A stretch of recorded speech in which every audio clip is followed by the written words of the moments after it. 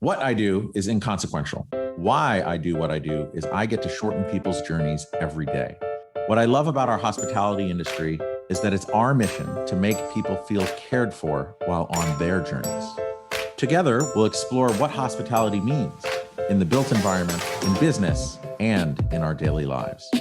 I'm Dan Ryan, and this is Defining Hospitality. Today's guest is someone who believes that hotels are more than just a place to sleep and eat. He designs to challenge the status quo while creating modern, vibrant spaces.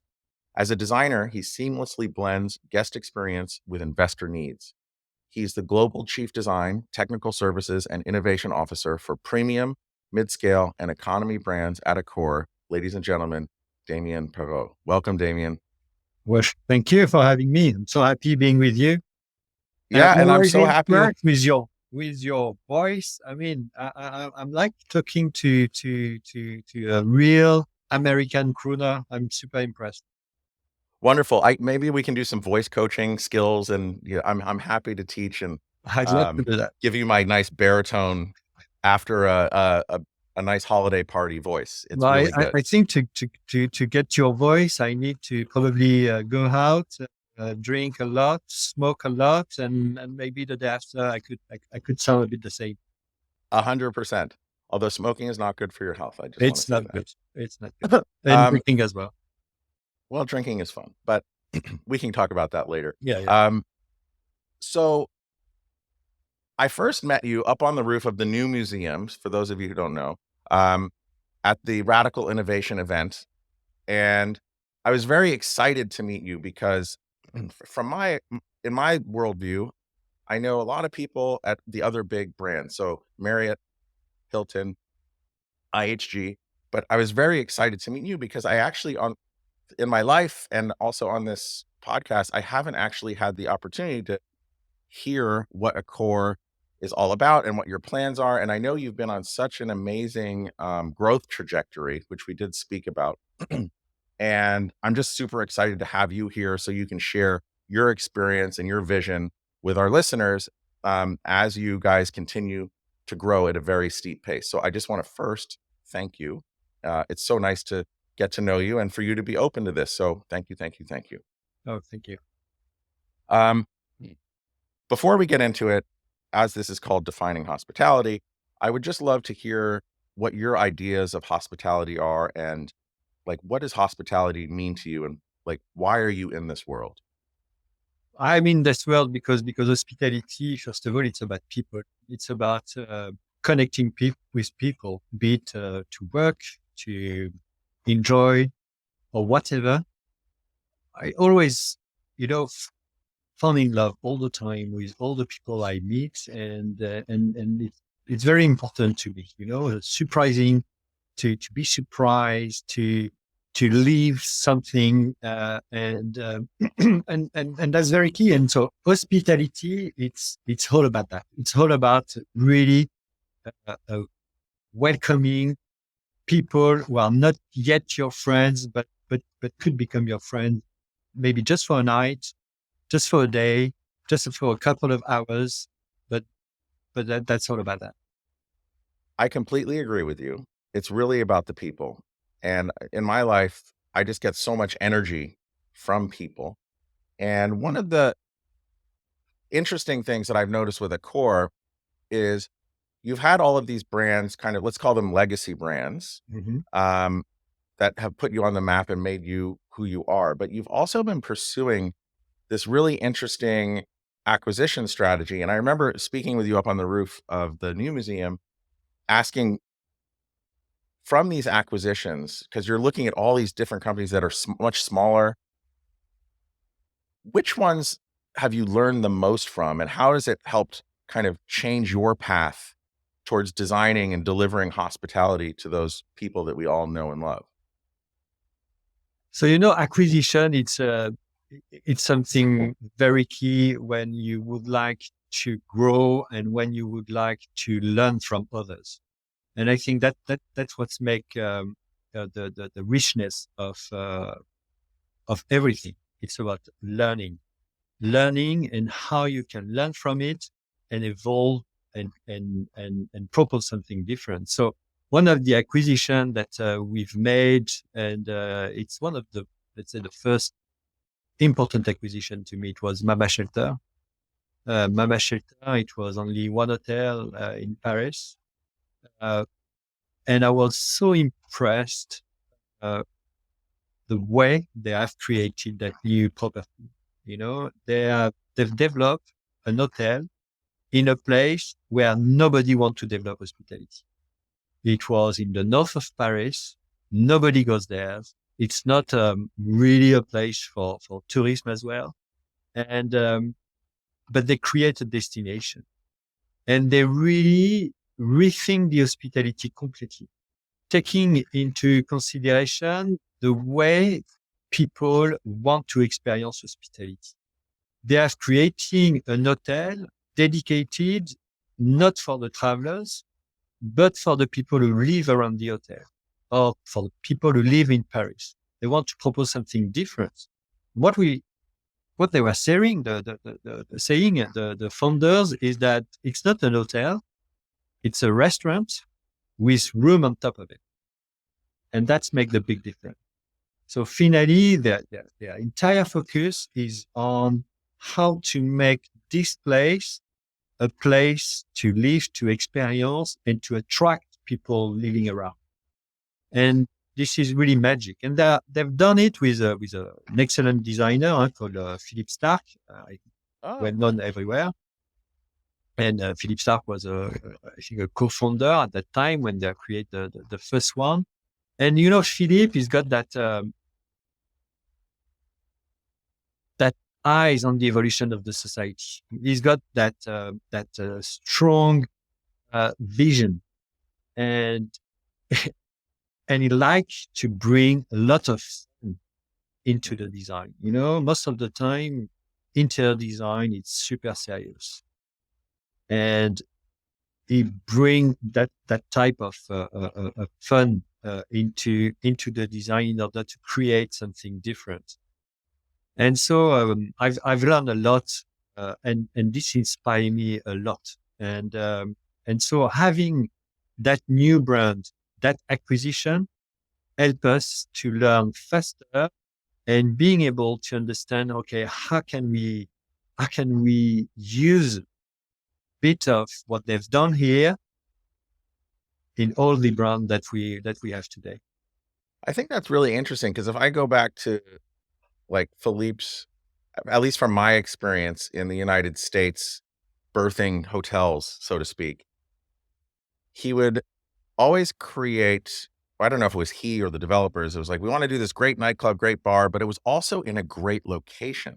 Yes. Right. So it was on the Sunset Strip or down in South Beach or, you know, somewhere out in San Francisco. Like there were all these marquee, really great places that were really cool places. So it's interesting to hear how the evolution to go to a place that might be off the beaten path and then really create a place where, again, he's leading with like the F&B part of it, maybe the B, maybe the F. I don't know which one, because I haven't been there. I'd like to go at some point. But it's interesting to hear that. It also reminds me of how smaller, more boutique or independent hotels, if they really commit to the F&B, it can really drive what's going on upstairs. And the rooms are almost secondary, but there's a property out in Denver, I think it was called the Ramble, and they put this great bar that you actually had to walk through to check in. And they were challenging rates of the Four Seasons in Denver as well for a little 100-room property, but they really committed to it. And I think that's actually an interesting conversation, because if you talk to some general managers at many hotels, not all, they said, if you want to make a hotel more profitable, get rid of the F&B and just focus on the rooms. How do you kind of square that circle, so to speak, as far as finding that balance between what you're offering F&B, because that can really be accretive and add to the overall value and experience of the hotel? That's true, and it's more than F&B. It's F&B and E, meaning food, beverage, and events. Meaning, what do you put on top of what you drink and what you eat to create something memorable, to create the experience? You know, sometimes it's not the best food, but the ambiance the staff around it. They create what makes the difference. And that's also very key. And that's what needs to be really considered. If I take another example of another brand that we have, it's Faena. And Faena, I'm sure you know Faena. Faena in Oh yeah. Miami, they create a destination in Miami. And finally, where they've developed that property, become a very good property. And that's the first plot. And I'm saying that it is not finally something new, because if you take Fairmont, which is another acquisition that we did, but Fairmont, when they start with the first Fairmont, or the one in Toronto, they create the destination as well. So that's also finally the rule of what the hotel or the hospitality need to play in today's world. Is not only, as we said in development, location is key, true, but sometimes there is an opportunity to create a new location. And that's where, when you have that philosophy, and when you have good developer, that creates really the difference. You know what I love with American people most of the time is you are daring. You are, in France, in Europe, most of the time when you try to innovate and you look to finance your innovation, they're asking you, okay, could you prove that it's going to work? And you say, but it's new. I mean, I have no data to prove that it's going to work, but I strongly believe that it's going to work because ABC. And that's super difficult. When you go to America, and that's the way you think and the way you behave, you say, okay, I've got that innovation because ABC. I do not have true fact to tell you that it's going to work, and then they will invest. They will invest because they know that when you are daring, it's where you take risk. But when you take risk, it's when you're going to make a real performance and real profitability. The other things that I'm jumping on what you are saying, which is very important about F&B, is that when you travel, you want to experience where you go, a bit for business or leisure or whatever. But when I'm going in New York, do I want to be in an hotel with lots of French people? No, I want to live the New York City life. Will I find it through interior design with a strong local inspiration? Maybe, not sure. It could be very gimmickal. I will live the American experience in New York if I'm with you in the restaurant. If I go in the bar and there is lots of New Yorkers there enjoying, having fun, and then I feel living my American dream, of the American life during those 2 or 3 days. And that's very important. So finally, when you design an hotel and you create a destination for locals, finally, you create that connection. You create also that what people are looking for, living the experience where you are going. When you go in China, do you want to go in a Chinese restaurant with lots of French people? It's not a Chinese restaurant. That's a restaurant for tourists. If you go to that Chinese restaurant with only Chinese people and you are the only American or French guy in the middle of, you are living the Chinese and you are living the experience. And that's super key. So finally, this works for guest experience.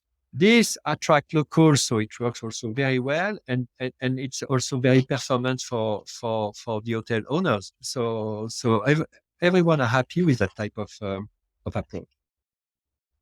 As you were speaking and talking about the ability or the affinity of Americans to take risk, I was brought back to, I studied literature from, this was like American literature, 1860 to 1920.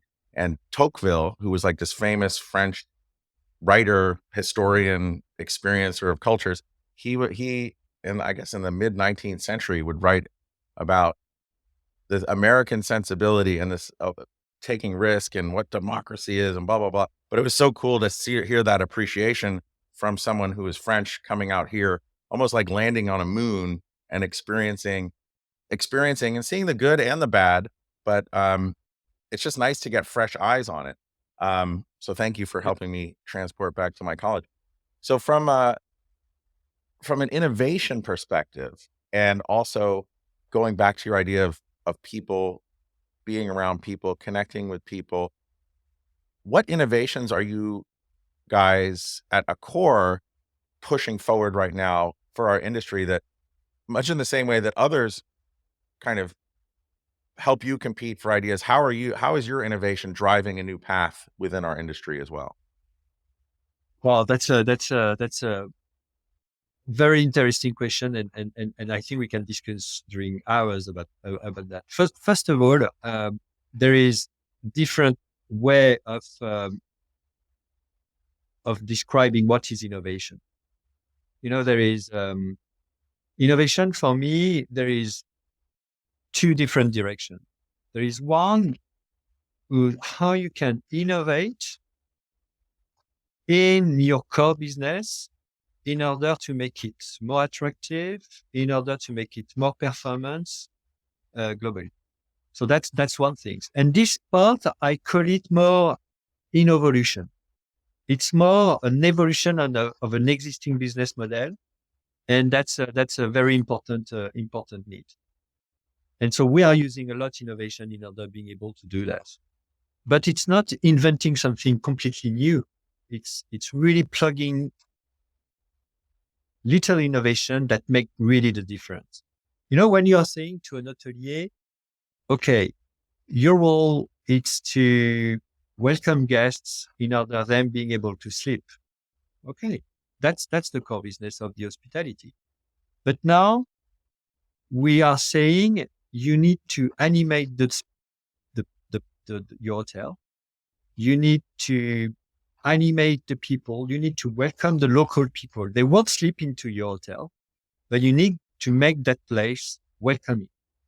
At night for party, during the day to work, etc., etc. For many people, okay, you know how to welcome people to sleep, so it's still welcome people to eat, to enjoy, to work. It's the same thing. It is the same thing, but not really the same things. You need to bring lots of innovation in order being able to do that. You need to use technology. You need to train those people. I remember when I've changed the design strategy of Ibis, which is one of the legacy brands. Mm-hmm. I've completely changed the design of the public spaces, but not only the decor, the style or whatever, but really the way you organize the space. And when I did the first hotel it was in Barcelona, and I came into the hotel and nothing was there. The design was there, but the experience was not there. And I talked to the GM and I said, why you do not put the music on? Why you do not dim the lights? Why, etc., etc. And he said, well, I understand what you want to achieve, Damien, but I don't know how to do it. Yeah. I don't know how to do it. It's a skill set. It's a new way. It's a new approach. And so we need to bring innovation in being able to work into that direction. And that's very, very, very important. But I also appreciate that general manager's vulnerability to say, I don't know how, teach me, but that's an openness and a curiosity to go on that idea of in evolution. Cause it's not just the spaces and the structure. It's once you start doing that and looking at, just to throw back what I heard you say earlier, that FB and E, yes, you have to be able to coach, train, inspire, and open up people's minds to how to live in that E. So that's on the evolution side. And what was the other side? The other side is more what I call the disruptive innovation, meaning innovate in the hospitality space, or we call it augmented hospitality. So not only what's happened inside the four walls of the hotel, but outside of the four walls of the hotel. And that's where innovation is also very key. Because if I take the example, if you are coming in New York or Paris or whatever, and your experience between the arrival at the airport to the hotel is terrible, then I'm starting having you coming in my hotel with bad mood. And that's not good. I want you to come and feel already happy. So for me, the travel experience is also very key. I want to remove all the pain points that the guests have, and in order to better do my job, And so that's another way. Also to address other topics that we need to address uh, and face all the challenges that we need to face. I'm talking about sustainability, for example. How can I innovate in order to achieve the ambition that we have in terms of sustainability? How can I innovate in order to attract the people I need to work in my hotels? And that's what I call the future of work. Hospitality, it's a very old uh, uh, type of business. And The oldest, you could say. yeah, one of the oldest. So the management structure of an hotel exists for centuries. We need to change that. If I take the example, I have a young guy, super talented guy, always smiling. He knows how to energize the space. He knows how to welcome people. He's a good guy. I want him to work in my hotel, but I need to make sure that he's proud of the hotel he's working on. That's first. Then after, maybe the guy is mad with ski. He loves to ski. So, okay. And what if I propose him to work for me 5 months in the Alps, and during summer he will go to Chile to work also in another hotel, and You can hire me. Yeah, but and I need you. And right here. Let's go skiing all year. That's a dream. And that's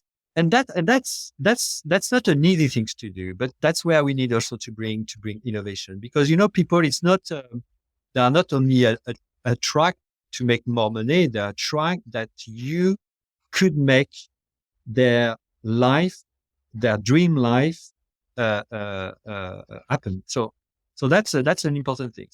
Well, that's important. That's joie de vivre. Yeah, exactly. If I take few innovation in hotels and outside of the hotels that we've done this year, and one is, one of the biggest pain point of travelers is luggage.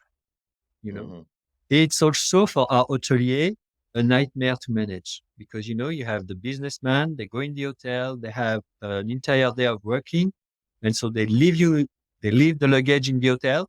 So you need to put that in the luggage room. In some of the hotel, we need to have one full-time guy working just to manage the luggage room. And sometimes it's not enough. You need to take the meeting rooms in order to do that, etc. And so, starting with that idea, and what if you can do the checking of your luggage at the hotel and not at the airport? Oh, that would be really handy. And so we create the startup, and we launched the startup in June this year in Paris. And we're gonna sell it. And today in Paris, you can do the check-in of your luggage in your hotel, even at home. And then you will find your luggage when you arrive in New York. The luggage travel with you. It costs you 25 euro for the first luggage, and 10 euro for if you have more luggage. And when I came in New York, I did that. And your experience at the airport is different. I don't need to go to the airport 3 hours before in order to do the check-in, to queue at the airport or whatever. I completely free. Well, you mentioned a couple minutes ago about sustainability and innovation there. Just by virtue of being able to offer that service, more people would be prone to take public transport to the airport as well, I would think. And that's a game changer. And that's why I work with the metro company in Paris. because what we realize that 70% of the people that use our services will finally take the public transportation instead of taking the taxi. So that's huge. So finally, the impact Wow. is good. And on top of that, when we were talking about sustainability, but the disabled people, or when you have a disability, if you are pregnant, if you travel with kids, how can you manage your kids with the luggage? How can you And manage skis. and skills? It's impossible. So Yeah. just doing that, you're gonna make much more people being able to travel nicely. So that's what I call augmented hospitality. Another one, and I will be very brief. It's we launched a startup also that knows exactly how many people is going to eat in your restaurant in 15 days with 95%. At 95%, we have the right figures and we will know what they're going to eat. That's make a big change. And that reduce the waste drastically. Oh, oh yeah. So I mean, it's so much more efficient and so much less waste. exactly. And that's how we can use artificial intelligence also. And that's what we're doing in terms of innovation. If I go back to the hotel inside the four walls, uh, and it's not something new, but that's something that we can do differently because of the technology. And there is many things that not working very well before, but that could work very well now, thanks to the new technology. And so we've developed a bedroom, and we work with LG, for example, on the TVs, in order of being able to pilot the room with the TVs completely, no need to add anything, and on top of that, to upsell a lot of things through the TV in order to bring you a better experience. And you can transform the room like this, in order that if you want to do gym in the room, you have your personal trainer on the TV. If you want to organize lunch, you can have the open kitchen finally in your room through the TV, etc., etc. So it's not the big things, but by doing that, and thanks to the technology, instead of selling the room or the guests use the room only from 7 p.m. to 7 a.m., you can optimize it during the lunchtime, for example, or you can provide a better experience in room as well. So that's another way to bring innovation, and there is much more example. Damien, I want to go back into the sustainability part of it. I recently had a guest on. He had this radical idea. He actually just created the first zero emission hotel in North America. Okay. And he said, and he believes that hotels, from a sustainability perspective and an emissions perspective, within the whole world of commercial real estate, that hotels have the ability to transform their systems to be zero emissions within 10 years. And his thesis on that was, or is, that hotels spend more on CapEx than any other asset class. They spend more on preventative maintenance, and they're always updating systems for heating, cooling, mechanical, plumbing, because if that system breaks, you're going to have a lot of really unhappy guests. So they're always kind of ahead of the curve, more so than commercial real estate, office buildings, and multifamily, the multifamily sector. Does that sound interesting and possible to you because of the amount of CapEx that is all continually reinvested into the hotel sector? No, that's what he's saying is definitively true, and we are working super hard on it in order to make it happen. And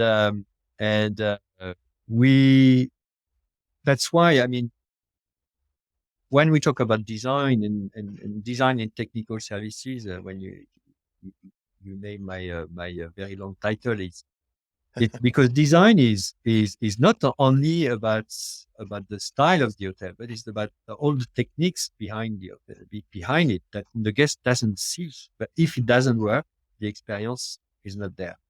Mhm. So we put a lot of effort in order to really make our standard really efficient when it comes to sustainability. But we go a step forward in order to really reach net carbon footprint by 2050, which is a very big commitment for Accor, bringing new tools in order to measure, because it's very important. There is this idea of having the ambition, but you need to measure ambition. You need to measure where you are today and how you can improve. You need to bring all the solution in order to be in 10 years time neutral carbon. And you need also in front of that to convince that it is not only to save the planet, it is also to make your business much more performant and profitable.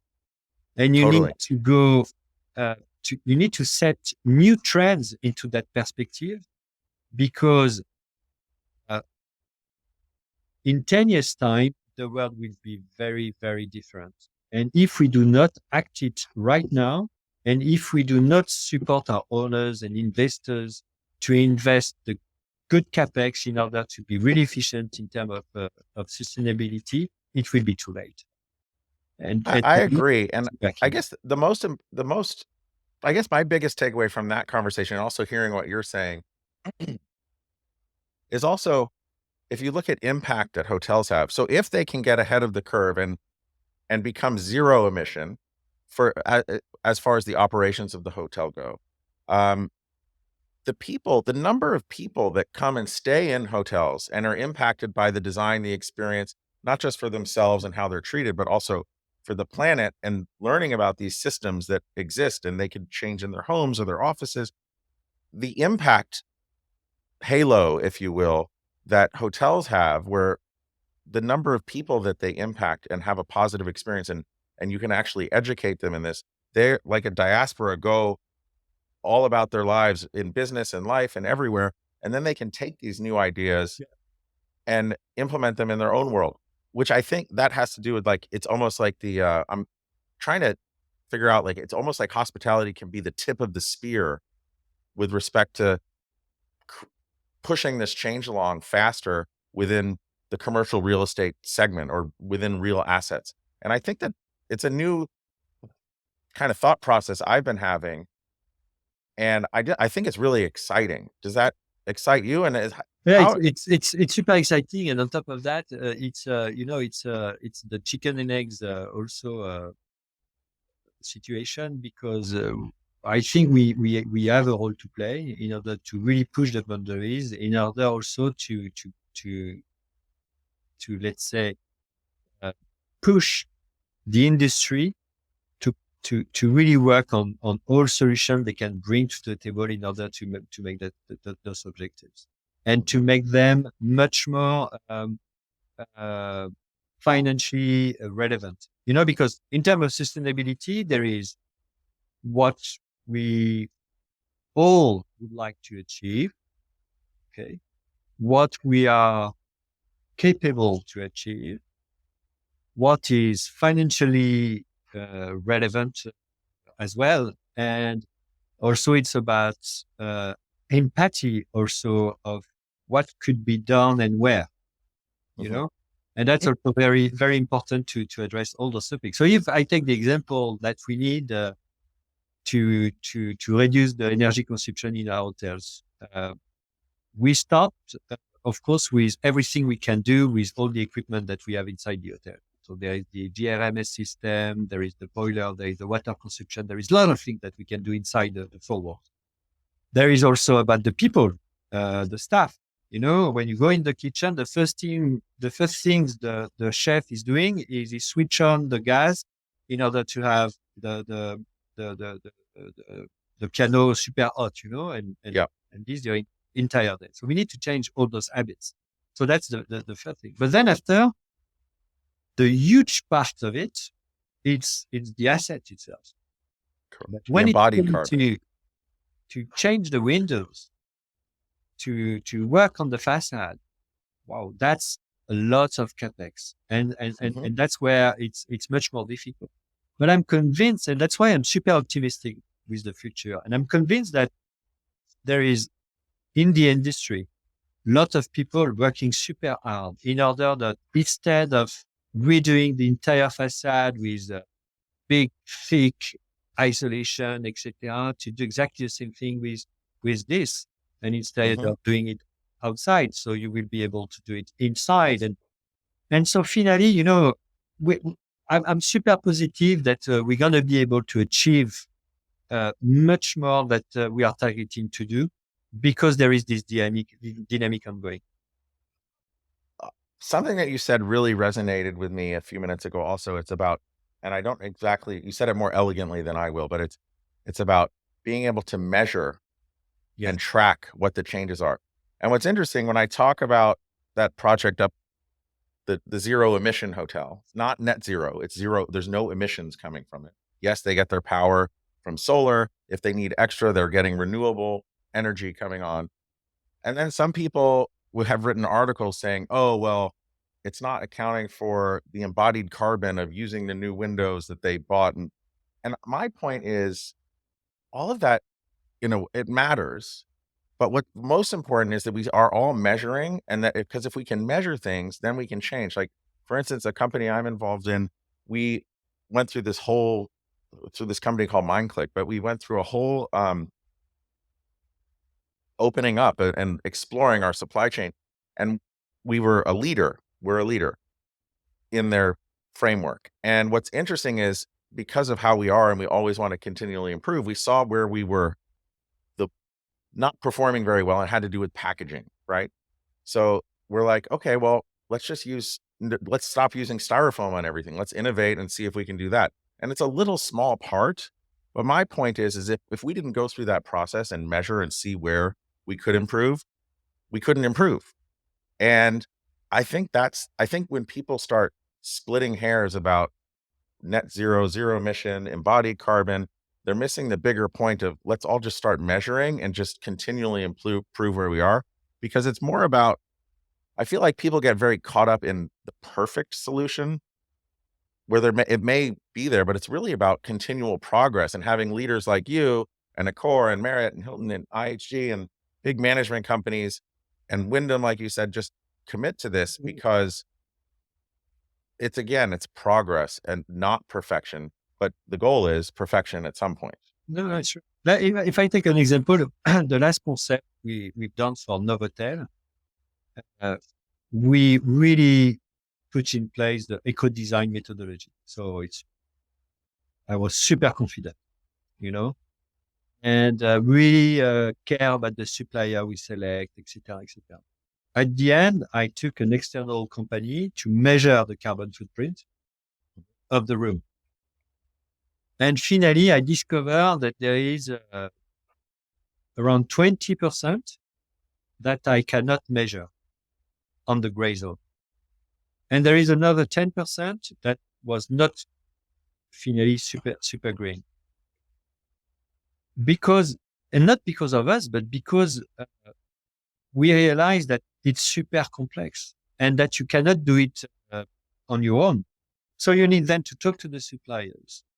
And you cannot say, I do not want to work with you because I cannot reach the ambition I have. Because finally, there is no other suppliers or solution for it in that specific thing. So you need to embark them and say, okay, how could we reach a better result in the future, in the next months, etc. And then what I discover is finally the suppliers, they say, oh, okay, I want to be, I want, I want to support, I want to be better. And so that's what I like in that ambition is that everybody really want to play their part. And at the end, it will be very efficient. But you know what's also incredible about what you just shared there? Again, it goes back to that general manager Yeah. who knows how to run the hotel, but didn't know how to do the lighting and the music. It's being vulnerable. It's saying, hey, there was 20 and 10% or 30% that we couldn't explore or we couldn't measure. But you know what? Now that you know that 30% is there, I bet you're figuring out how to measure and innovate and make that 30 go down to 10 or 5 or 0 eventually. And again, that's the whole mindset of you can't change anything if you don't measure it. Exactly. Exactly. Hmm. And plus, it's really important because we all need to keep the snow coming so that we can go skiing. Yes. And then I didn't know, I was doing a little research and I saw that you're a skier. Yeah. You love skiing. I So love. I've skied throughout France and Europe, but what is your favorite ski area or ski station in France and why? Uh, for me, it's Chamonix because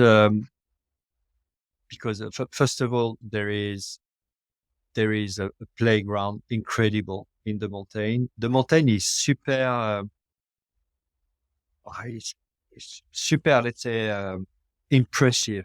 You know, it's the atmosphere is super strong. You know, I always take this example when I do a presentation on design strategy, and I show pictures of a man in front of the mountain and saying, I strongly believe in the power of the space and what's bring to you in terms of emotion. And it is true when you are in Chamonix, you have that emotion. You don't know exactly where it comes from, but it is there.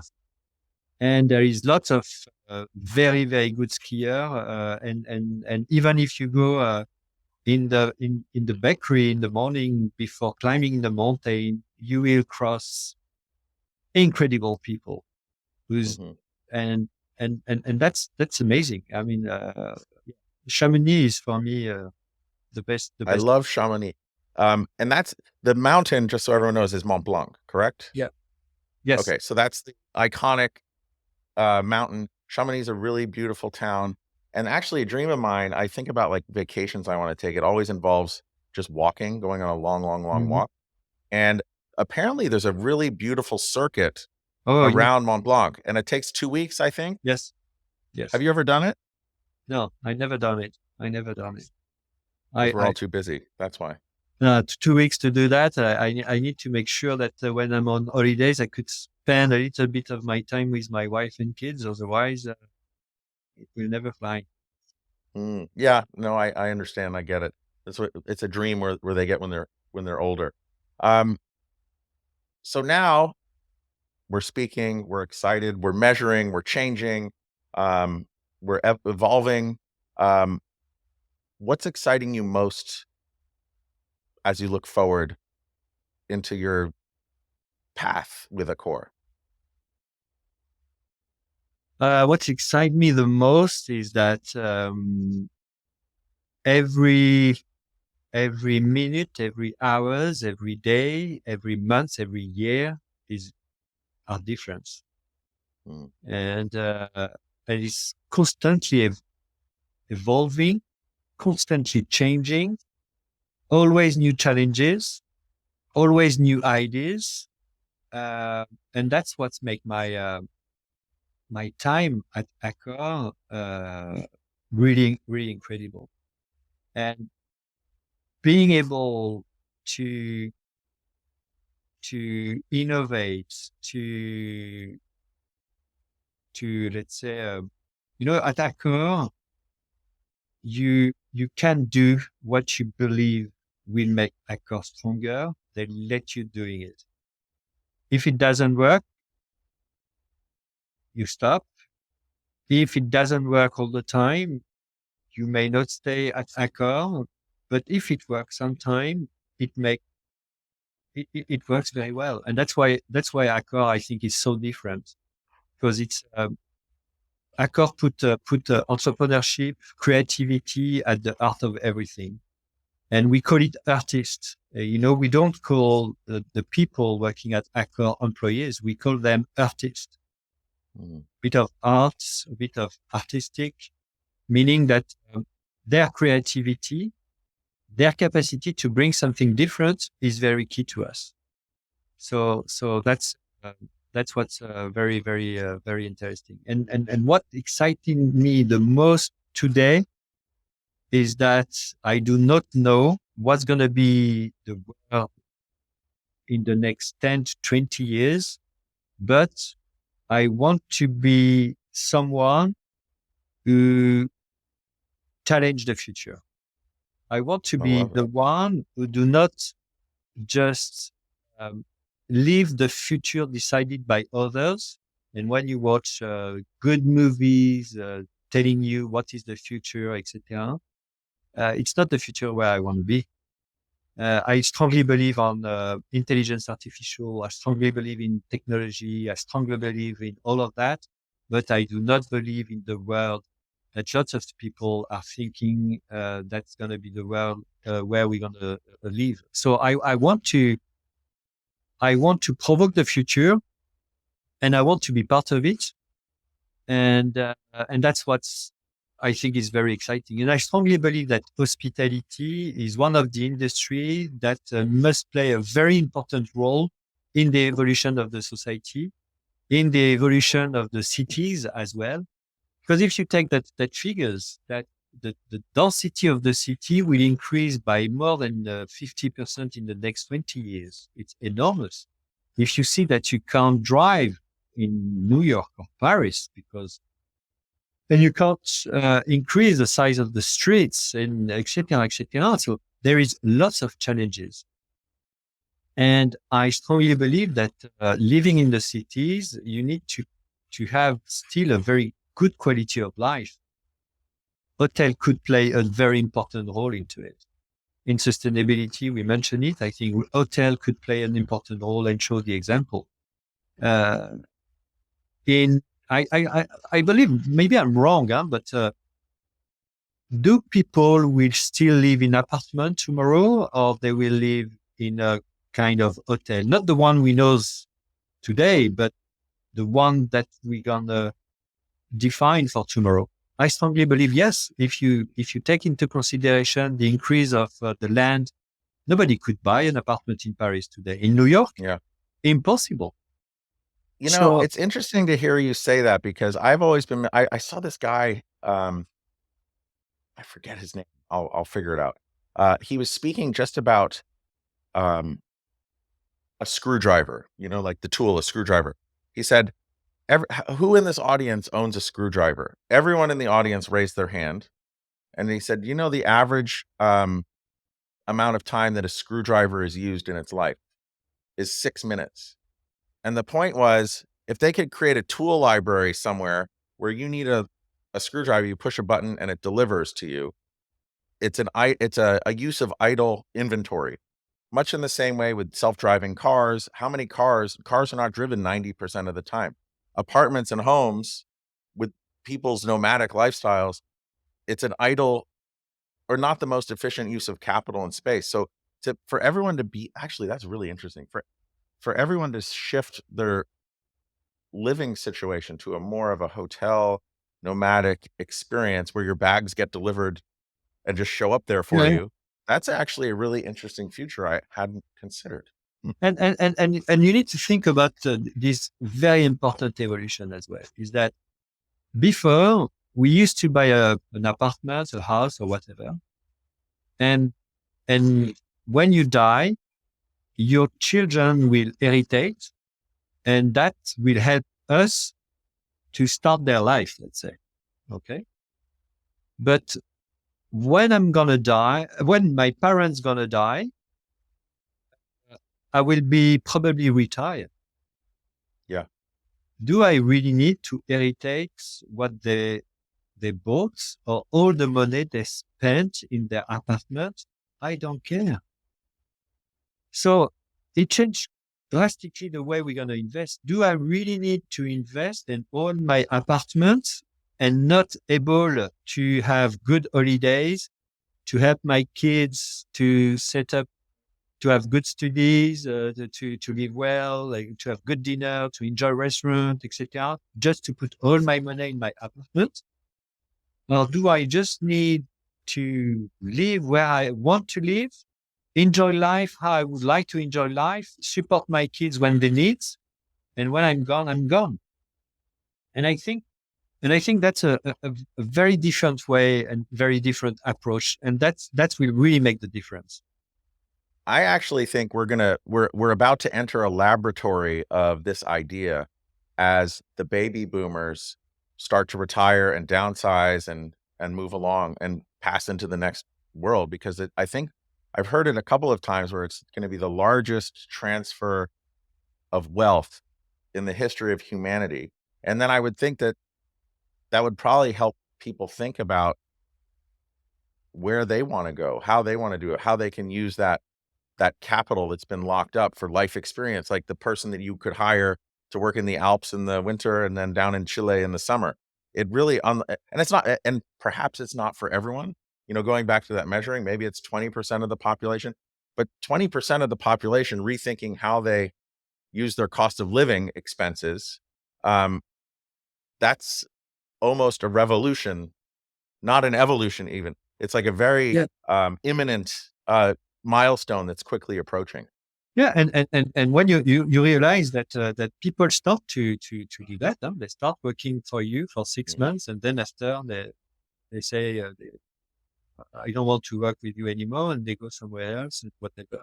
That's done. That's the difference. So I think that we don't know how going to be the future, but we need to provoke what's the future where we'd like to live. And I'm very excited about that, John. Wonderful. And then, so we've been talking about the future, looking at the past. You've been at Accor since 1998, That's correct? true. So what's interesting, I started my career in hospitality when I moved to San Francisco in 1998. And I remember I moved there and there's this little French alley. It's my birthday. It's July 14th, or Bastille Day. So I've always had an affinity towards Bastille Day, but it was Bastille Day. I went to this little thing called um, Belden Place, and the French had just won the World Cup. I just arrived in San Francisco, and it was like the most incredible welcome to San Francisco moment and feeling a part of France. Um, so I just had a very wonderful experience into my career journey as the French won the World Cup in 1998. And then again, I had another wonderful life experience. I was living with my family in 2018 in Ho Chi Minh City. Um, and the French won the World Cup again. That was really great. 20 years later, these wonderful life experiences, always tracking when the French win the World Cup. So thank you, France, for that. Um, if you were to go back, if you could magically appear in front of yourself in 1998, what advice would the Damien I'm speaking to right now have for your younger self?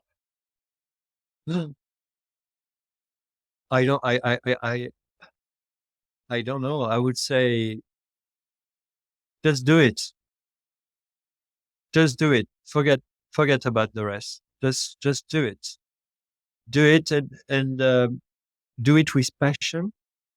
Everything you do it with passion, because passion is, is everything. You know, I start working at Accor doing IT. My dream was to be a chef. I did hospitality for that, and I started at Accor doing IT, and I love it. And I did IT, and I love it, and I enjoy working on IT, developing new IT system, etc. And then after I work for procurement, I enjoy working for procurement. And then after I build hotels, and I love doing that. And you know, when you are enjoying what you do, it makes the difference. You are an happy person, and so you met good people. People want to work with you, and finally you can make your own journey, and never say no. Always say yes. Do it, and you will see it will happen. And one of the good advice I had from, it's one of my mentor. I must say is the father of one of my good friend. He used to work for big asset company, a big construction company. And I was working at Accor, and I was saying everything I'm doing, etc. But I said, I want to do something else. I want to go. I want to, and to make more money. because my salary was super. And he told me something very interesting. He says, what you are doing is just incredible. What the company gives to you right now, the value is much more than the money you make every month. If you stay there, you will see one day you're going to become director. If you leave, you will make more money, but you will probably stay a manager. Mm. And he was right. And so passion, patient and patient is the two advice I will give to the little Damien in the 1998. Patience and passion. Yes. I love that. Damien, this has been wonderful. If people wanted to learn more about you or Accor, what's the best way for them to get in touch or learn? They can connect me with LinkedIn. I'm not always super reactive because I receive lots of messages, but I always look at them, and I always very happy to chat with other people because the ideas do not come from here.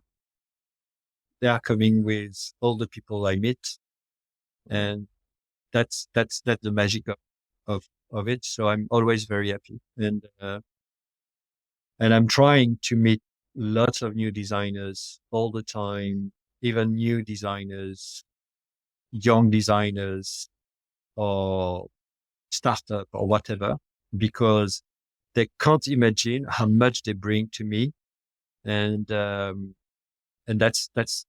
makes the entire difference. So do not hesitate to contact me, and I'll be happy to connect with you.